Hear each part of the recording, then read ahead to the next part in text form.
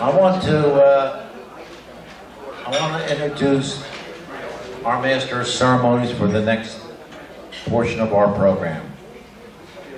Ed Harvey joined WCAU in 1951. He hosted the Ed Harvey Morning Show for 9 years, featuring Dave Stevens' band and a steady stream of corny jokes, which he still tells. In 1960, he started the Talk of Philadelphia, first call-in talk show in the country. For more than a decade, he interviewed over 10,000 guests, from gang leaders to presidents, from convicted spies to Medal of Honor winners. And during that period, he was picketed, received a bomb threat, and survived an invasion of WCAU by a terrorist group when he was on the air. He currently writes a column for a Philadelphia publication. The column carries a short bio under Ed's photo. It reads, "Ed flunked retirement." When he's not performing brain surgery, he's a runway model. He can be contacted for praise only at 889-9384. I'll repeat that so you can write it down. 889-9384. Ed never responds to email, and on a good day, he simply reads your mind. Please welcome a member of the Philadelphia Broadcast Pioneers Hall of Fame, moderator of today's program, Ed Harvey.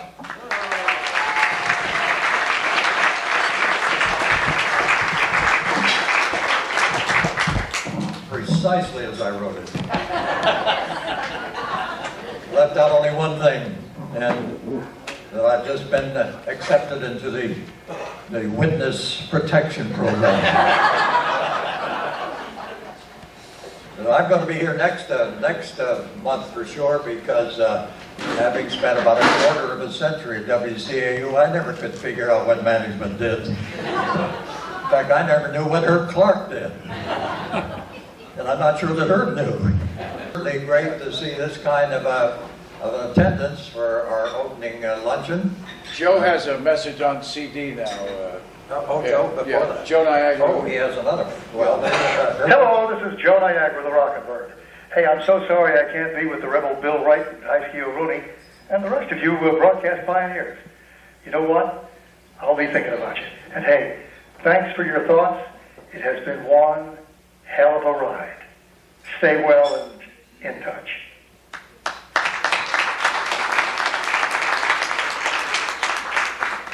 And now it's great to see all of you.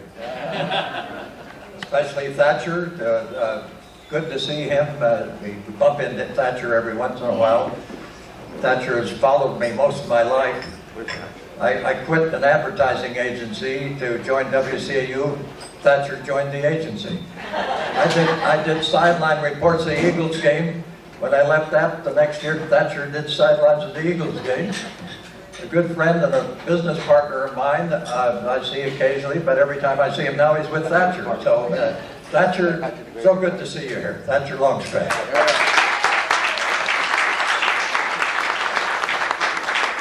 And certainly Maxie Solomon, who just had my picture taken out there with him, with Marge, and I tell you, there was about a 2.5, 3 foot bench.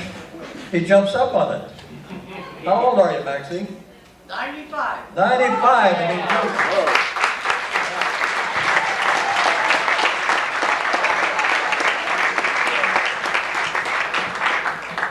And the other talents that are here today, of course, Marge Whiting, first female disc jockey, Herb Clark, Austin Taylor, and so in this room, there's more talent in this room today. I haven't seen any talent in this room today since I got trapped in the Hall of Mirrors.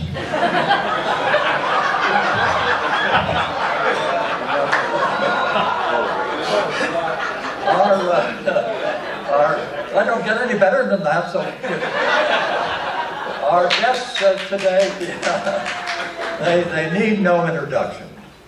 which is a good thing because I lost the introductions they gave me anyway, so we'll just go on and let you know that if you read Paul Norton's newsletter, you'll know that we have a couple of icons with us today. Icon them both into showing up. I told you I didn't get any better.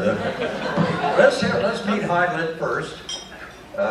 Highlit was one of the original Whibbage good guys. He was syndicated over 250 stations.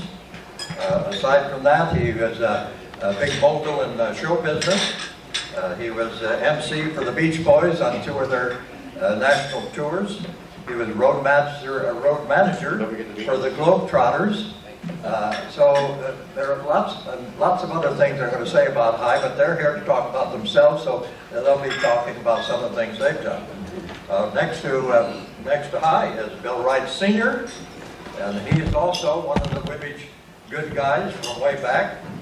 After coming to the United States from Birmingham, Alabama.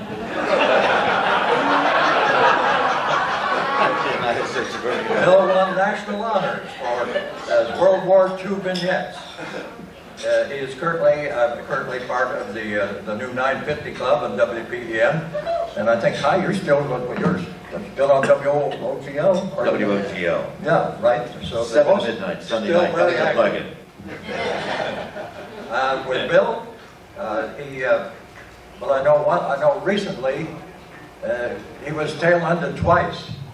Once with a huge trash truck tail-ended him, and the other one was very recently when he had a colonoscopy.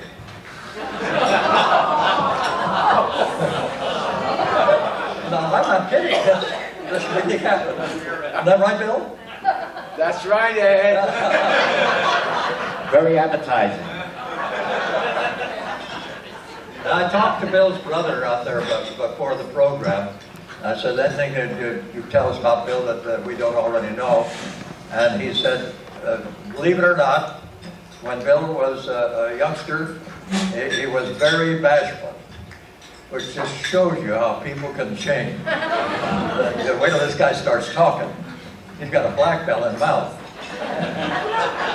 But let's meet them now. On my far right is Bill Wright Sr.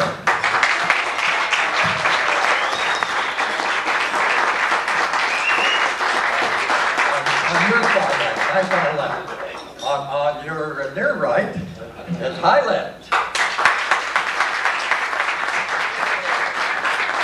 And I'm going to try to start this thing and then get out of the way. Because I had lunch with these two guys, and believe me, they both can talk. Hi, let's start with you, and just start out by talking those heady days of Whibbage when WIBG was king of the road. Well, we got to go back a little bit before that. I was born with a microphone in my hand. Little baby, tiny little baby with a big microphone in his hand. I tried to do something with it, become a disc jockey. Before I go any further about Whibbage, I'd like to say that Bill Wright Sr. last night insulted the hell out of me. He invited me over to his home for dinner. And you know what he did? You know what he served? Roadkill. And I don't laugh, I did not turn to stone. There's so many fascinating stories about WIBG, but the real true story is that I was on WRCV at the time, which is now KYW, and I got a phone call from Grady Edney, who was a beloved program director of WIBG, and he said to me, I'd like you to come to work for us at WIBG. I said, you got it. We consummated the deal within 30 seconds. And then I met guys like Bill Wright, Joe Niagara, Tom Donahue, Bob Mitchell, the Galloping Gray Ghost, Bob Knox. You forgot that one, Bill? The Galloping Gray Ghost, Bob Knox. Only one problem, he forgot to take a bath. You walk in the room into his office, your eyes are burning. He said, what are you doing? I got my eyes are burning, man. Don't you bathe? I sent him a couple of Christmas presents, so.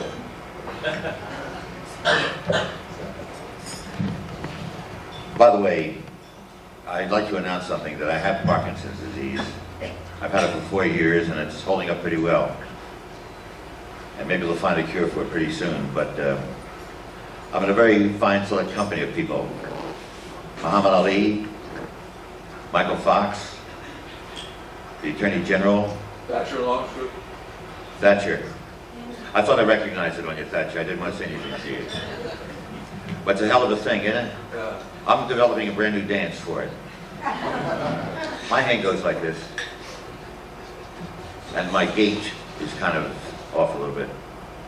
Comes and goes. Last Tuesday was a very sad time in our lives. It gave us a brand new world to live in. We got to make the best of it, because I don't think this is over yet. I think of poison gas, and I think of a lot of other things that this fool is going to try to do to the United States. But red-blooded Americans, there's no better place in the world where I'd like to live in USA, Philadelphia. It's my honor. Frank Rizzo. I'd like to say a couple of things about Frank Rizzo.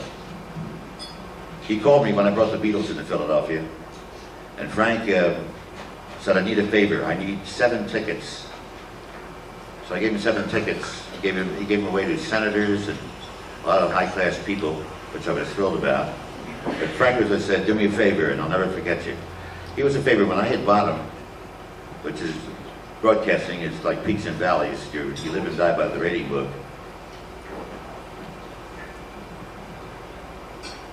This happens. You hit a blank with Parkinson's. Well, while you're hitting a blank here for a little while, let's move over to Bill. And what brought you to Webby, Bill? One of my favorite expressions on the air, and I know Niagara would agree with me, was that "hi, don't lie," except now and then between 6 and 10. Those are the times he was on the air. He is a dear and wonderful man, and I have a couple of stories that relate to high ski, but before I do that, I think it's important, and I don't think my children, who are here, by the way, today, my wonderful family, and also, may I say, to be surrounded with the likes of Tom Moran and Mike Bowe and Storm Phillips, whom I work with, and other very professional broadcasters, is a thrill. I have to admit, I didn't know Tom Moran other than his work from Pete Turkey until we started going back to back, and this was last April on WPEN. And he is not only a prince of a man, but he is one of the genuine talents in this business, and I hope when he grows a couple of inches,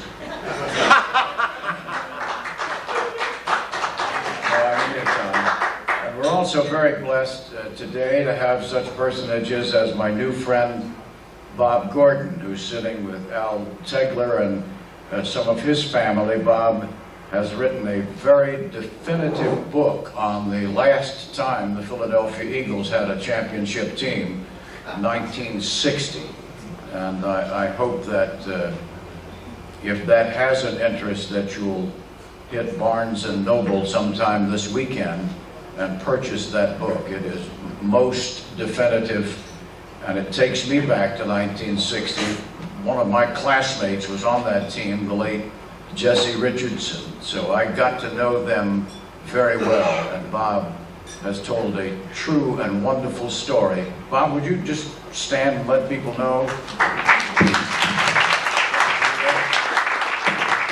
And before I get to a couple of stories, I would like to also recognize, you see, in 1957, Storer Broadcasting Company purchased WIBG from Paul Herron Sr., John B. Kelly, and Jim Clark.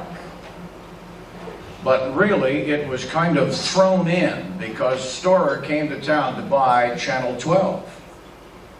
And in some discussions, they suggested to the Storer people that they had a little radio station, and our boss, a guy named Lionel Baxter, we called him Big Daddy. He was from Bay St. Louis, Mississippi, in his southern way, And said, well, suspenders. what do those call letters stand for?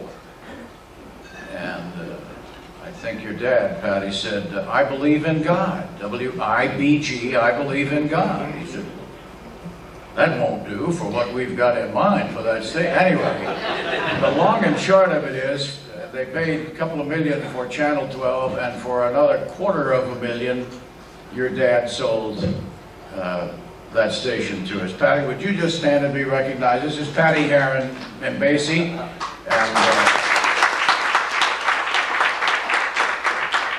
neither Hein or I would be here if that transaction hadn't taken place, I do believe. But as it turned out, that $250,000 that Storer paid for Wibbage in 1957, by 1962, had turned into $5 million gross advertising dollars a year for WIBG, so pretty good bargain. But this same Lionel Baxter, when we made, and I was with him in Birmingham at WBRC, and in those days you may only own 7 radio stations. So we had to sell Birmingham to buy Philadelphia. So Lionel even asked me, he said, I guess you'd like to come to Philadelphia. I said, is the Pope Polish? I don't think he was at the time, but, I remember sitting in his living room late at night with J&B flowing, and we were looking at a rating book that someone had sent us. In those days, it was Hoover Ratings and Pulse. And in that rating book, we went through the day. There was a labor program on in the morning, and then Tom Donahue a little bit, and then the wonderful Doug Arthur's Dance Land was on twice, from 10 to 1, midday, and he had a little smell of ratings there, and then he came back, I think, 6 to 7:30 at night. And then at 8 o'clock at night, here's Joe Niagara with a drastic leap in ratings. Like, say, Doug Arthur had a 4, Joe had like a 10. And Lionel said, wonder what that boy's doing. Well, we found out that he was Chuck Berrying and Fats Dominoing all over the place. And it didn't take the powers that be at Wibbage long to figure that's what we were going to be doing, Chuck Berry and Fats Domino. As it turned out, at that time, some of you may just vaguely remember, when I came up with the phrase, you'll remember that it was dawn all day on Wibbage. That was right I was before pissed you came. because you didn't put my name in there. Well, you had not joined us yet, but that was Donahue, Arthur, Wright, and Niagara. And then shortly after that, somebody said that there was a payola scandal in Philadelphia. I think that's just a rumor. Some of the guys may have had a little tip jar outside. But anyway, that's how I wound up with the morning show, going up against the likes of Ed Harvey. And you can see why my ratings skyrocketed when you realize the corny stuff that Ed was doing down the dial. Ed, I have got something here that you're not going to believe, and I'll give it to you later, but it's a Time Buyer magazine from August 1966. And guess who the 3 Philadelphia air personalities are highlighted? Joe McCauley, Bill Wright, and Ed Harvey. It's a collector's item. Deservedly so. Bill wants to give this away, but I want to sell it to him. I don't. It's not the money. You would. It's the money. Let me tell two stories about the marvelous audience, and it was like an epiphany. It was like overnight. That Niagara 10 became who knows what, a 40 or 50, and we were doing most everything right. And we had a contest. This had to be 1959. Well, our first major contest, we're going to give a car away, okay? So we go to a Rambler dealer and we get a Rambler and we tied it in with the Playmates' current hit, which was Beep Beep. Now, all you had to do to win a car was answer your telephone, beep, beep. We promoted this thing for 10 days. Monday morning, I come on the air, and the instructions were, don't call anybody before 6:30. They don't care who you are. I call a gal in Holmes, Pennsylvania at 6:35 a.m. on Monday morning, and I'll swear to God she answered the telephone. Beep, beep! The contest was over before anybody woke up. The next call I get is from Lionel Baxter.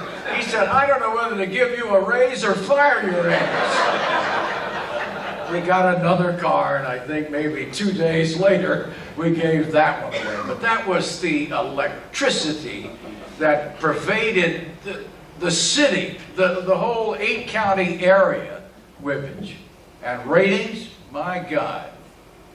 They tell me that in 1962, I mean, now a #1 rating, as those of you in the trade know, a #1 rating for a KY or whomever's doing it on the FM and dial would be like a 5.5.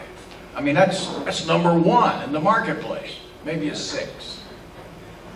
In 1961, I had a 52 share in the morning. This guy on a Sunday night, all hits, the hits of the week from 7 to midnight, had a 74 share now of audience. So when we talk about owning the marketplace, God knows we did. And if George Storer Sr. hadn't pissed Walter Annenberg off at the Val Harbor Country Club, you know, crowing about Whippage, and now this is 67, we might still be there, but he just couldn't take it. And he said, I understand, as he said something similar to, I will do whatever it takes to get that crowd. And what it took, and he hired Mike Joseph, a very sharp program consultant. What it took was FIL going on the air for 2 full rating periods with no commercials. No commercials. We're over here playing the Beatles and then 5 Robert Hall A&P bumps, and they're playing the Rolling Stones. What did the kids do? I mean, what would you do? They went to FIM, and they also had the presence of mind through Joseph's business to hire one marvelous performer. He was up against me, and that was Dr. Don Rose, a brilliant, brilliant person. And then George Michael, but anyway, so Whippage was history. They called us in one Friday afternoon and said, fellas, we're changing format. We've got this brilliant consultant named Paul Drew. I don't mind if you know his name because he's a real essay. Don't forget Bill Wheatley. Oh, well, that's a whole nother story. Well, before we get to the other story, this was a fellow who grew up as a very bashful boy. I want to hear a little bit more from High. We got off the track there a little bit. Right. First of all, back there when you first started, the 2 of you, Right. what kind of money were you making? It didn't matter the money we were making. I was taking payola.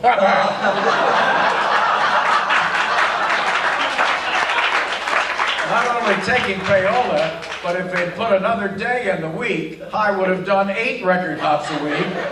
Every And day that, it ends with a Y. that's how we were hired. There was a, you know, that you can do all the record hops you want, blah, blah, blah, blah. What con men they were, and probably still are.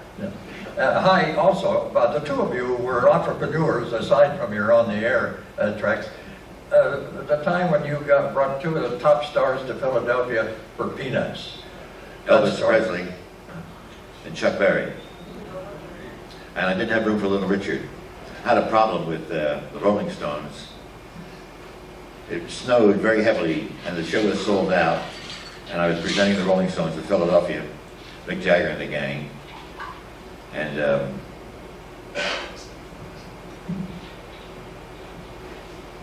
what was he saying? You brought Elvis Presley? Yeah, thank you. I remember now. Yeah. I've been getting Alzheimer's too. You never know. Old timers.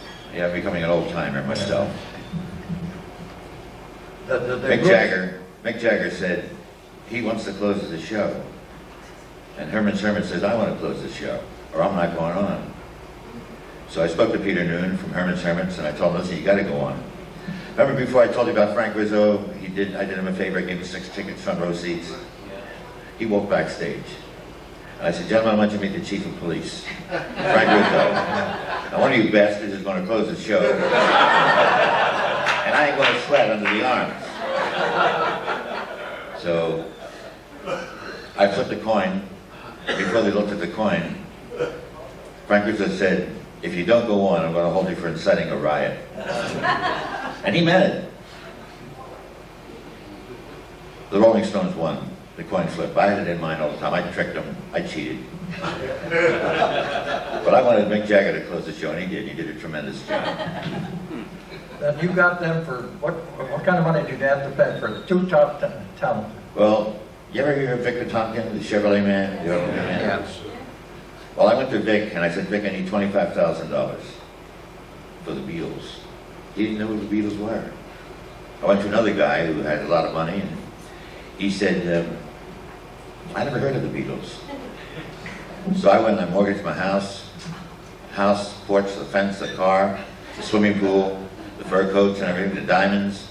I came up with 25 grand, and I brought them to Philadelphia. They sold out in 13 minutes. But I found out why they sold out in 13 minutes, because they had these ticket guys there buying blocks and blocks of tickets. And I was furious. I didn't want to see that happen again. So we stated a rule that ticket people could only buy 2 tickets at a time. Get in line like everybody else and get in the back of the line again and go on forward. And thanks to Frank Rizzo, he and I became good friends. And there was a time in my life when my whole life turned around. A lot of things seriously happened to me. And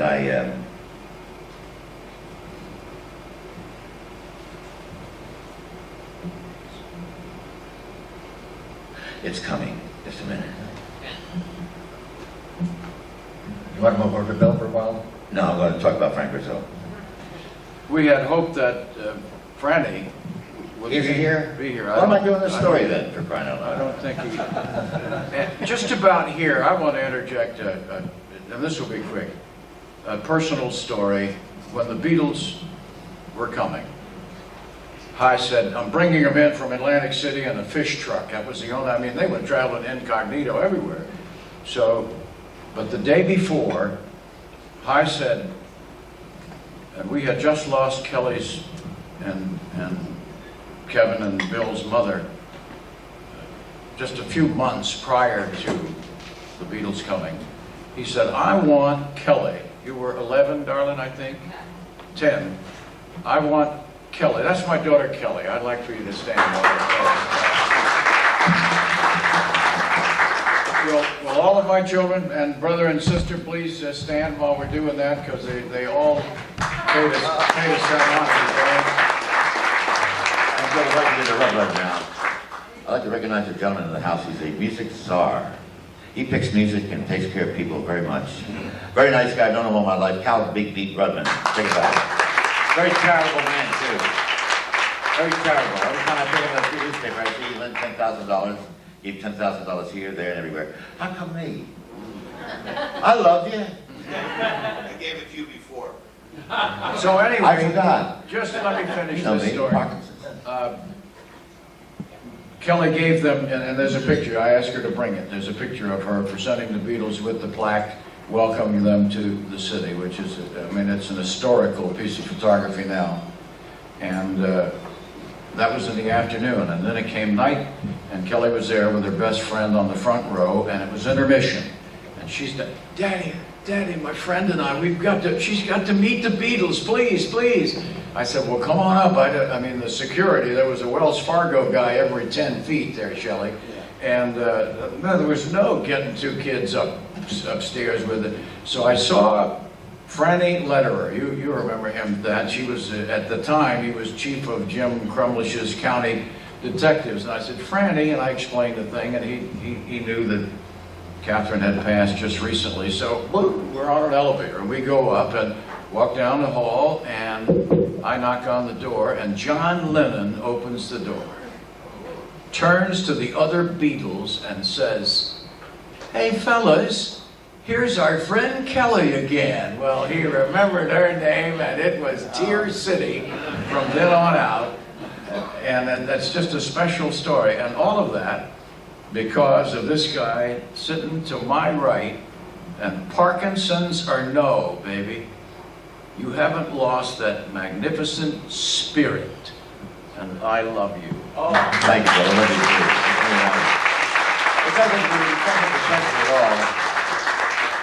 It was a strange feeling how it came. I got pains in my shoulders, and I couldn't understand what was going on. And finally, my left hand started to shake. And I found out about Parkinson's disease. Parkinson's is a little machine on the side of your head that needs fuel, a certain kind of a fuel, Parkinson's fuel. And it doesn't manufacture in the body. So therefore, you have to be at a drugstore, close by a drugstore, to get some Parkinson's stuff. Plus, also, I've come up with a tremendous idea about Parkinson's. It's going to be a new dance. You heard of the twist, the shake. This is the Parkinson's shake. So there it is. Brother Bill, I'm sorry to interrupt you. No, as far as I'm concerned, I guess we've made our comments. I'd like to introduce Jerry Ross, who is one of the fine record producers in all the world, and we hope sometime in the next 10 years to produce a Voices album with John Wayne and Cary Grant and all the rest. I do have one other personal thing. Well, before you go, I'm told we have 5 minutes, and I'd like you to talk just for a little while about the road to victory. Oh, well, that was very special. Dean called me, and I was just doing part-time at WPEN, and he said the 50th anniversary of D-Day is coming up. This had to be like maybe March of that year. And Charlie Mills is going to produce a series called Road to Victory. And it will take every day of that summer, from the time from D-Day at Normandy, and every day there will be a different vignette of what was happening there, but also what was showing at the Earl and who was playing the click, and in other words, and A&P had peanut butter for 29 cents a pound, and all of that. And as it turned out, it was in a sense, it was one of the high points of my career, and the Veterans of Foreign Wars recognized it and gave us a national award for it, and I still point with a great deal of pride to it.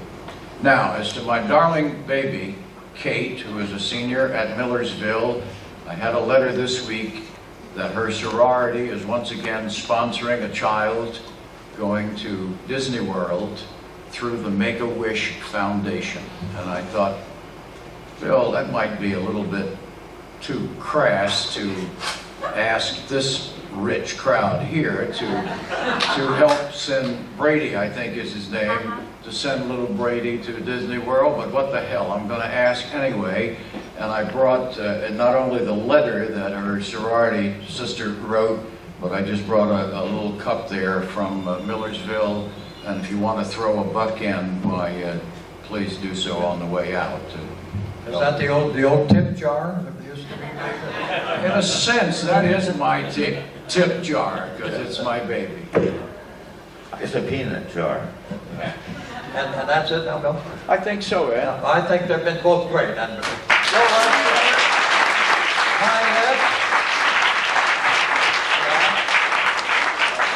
Please get up for you, ladies and gentlemen, but we can't move back to chairs. The floor over and do that. once again, your president.